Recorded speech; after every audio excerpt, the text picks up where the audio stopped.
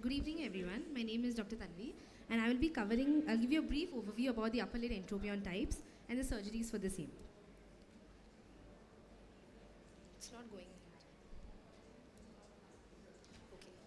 So we know the types of entropion. They're mechanical, involutional, spastic, and most commonly cicatricial. So usually the upper lid is most commonly affected by a group of conditions which result in fibrosis, scarring, and shortening of the posterior lamella. So all of these are grouped under the term of cicatricial entropion. What are the most common conditions?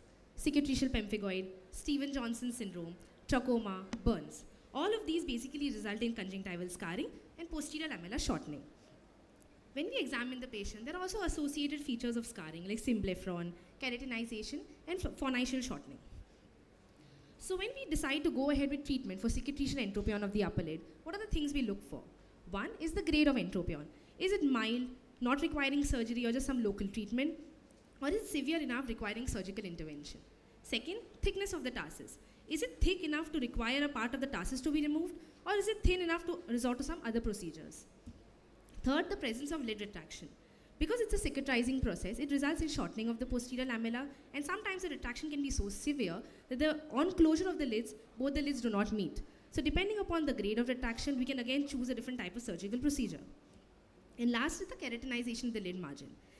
If there is metaplasia at the lid margin and the lid margin is keratinized, we have to resort to surgical procedures which would take the keratinized lid margin away from the cornea.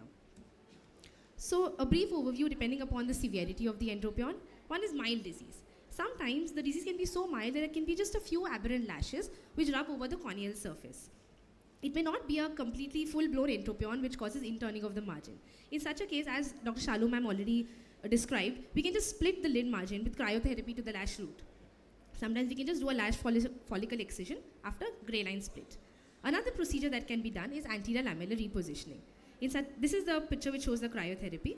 Now in anterior lamellar repositioning, what is done is a lid crease incision is given and we expose the anterior surface of the tarsus right up till the lash root.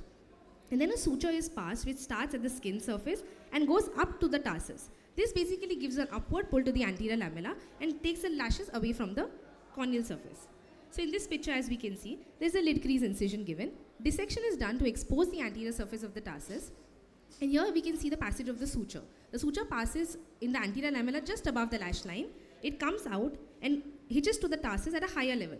And this is the surgical result at the end, causing anterior lamellar an upward pull towards the anterior lamella.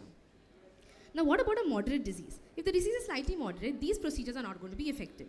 So in such a case, we look at the thickness of the tarsus. Is it mild, is it normal thickness, or is it thickened? So if it's thickened, we have to take a wedge out of the tarsus. Whereas if it's a normal thickness of the tarsus, we have to resort to other procedures. Now this is a video which shows the tarsal fracture repair. So the lid is everted. An incision is given over the tarsus 4 mm from the lid margin. A full thickness incision is given through the thickened tarsus, and this is the orbicularis underneath it. As already seen previously by Shalu ma'am, the sutures are passed from the proximal end of the cut end of the tarsus to the distal end, and this comes out at the anterior lash line. And these sutures are passed at 3 points, central, medially, and laterally.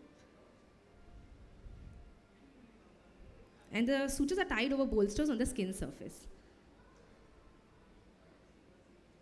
So this is the result at the end of the case.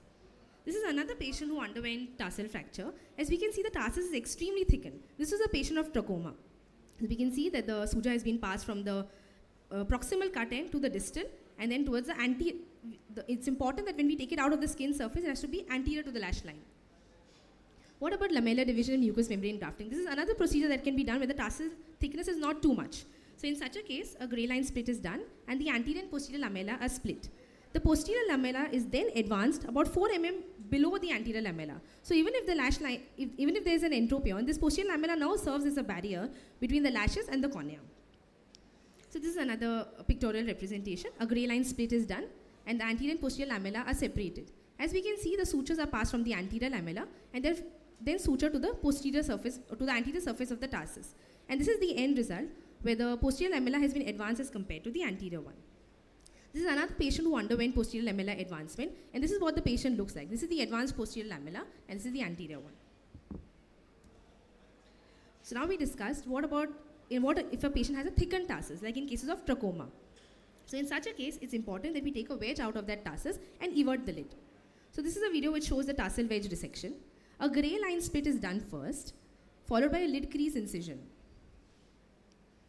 Following this incision, the orbicularis is separated to expose the anterior surface of the tarsus. Now an incision is being made over the tarsal surface in the form of a wedge. It's important that when we create this wedge, it should be in such a shape that it is with the edges facing downwards. It should be in the form of a spindle. And now the sutures are passed to evert the lid. So it's passed from the skin side very close to the lash line, from the distal cut end of the tarsus to the proximal cut end of the tarsus and back out at the lash line. This is in the form of a horizontal mattress suture. 3 of these sutures are passed centrally, medially, and laterally. This is what the end result is. Now, what if it's a very, very severe cicatrization? In such a case, the lids do not close when the patient attempts to close the eye. So in such a case, we either free the conjunctiva from the Mueller's muscle in mild cases of retraction, but if it is severe, we need to lengthen the posterior lamella with either a graft or with, in very, very severe cases, tarsal excision. So what do we do in a posterior lamellar graft? In simple terms, we just give a full thickness incision at the tarsus. We create a space between the distal and proximal tarsal segment, and then we place a posterior lamellar graft. This graft usually tends to be either nasal mucoperichondrium or it could be hard palate mucosa. This is a patient who underwent the same procedure, and this is the proximal and the distal end of the tarsus, and this is a buccal mucosal graft that has been placed in between. Now sometimes the tarsus is so severely cicatrized and scarred that it is not possible to do any of these previous procedures. So in such a case, we just excise the tarsus. So gray line split is done, and this severely scarred and fibrotic tarsus is excised. The retractors are recessed, and this is sutured to the anterior lamella using sutures. And last but not the least, the rotation of the terminal tarsus. Now this happens when we discussed the last point, keratinization of the lid margin. Now what if the lid margin is keratinized? We need to take it away from the cornea. So what do we do in such a case? We basically give a full thickness incision at the tarsus, and the distal segment is turned 180 degrees. The posterior lamella is then advanced inferiorly, and this forms the new lid margin. And then they are sutured together. So this is not very commonly done, but it's one of the procedures that can be resorted to. So I'd like to conclude, most commonly upper lid is affected by cicatrizing causes like cicatricial, so they are grouped under cicatricial entropion. So our primary modality of management in these cases is to control the systemic inflammatory conditions and then go ahead with the surgical intervention.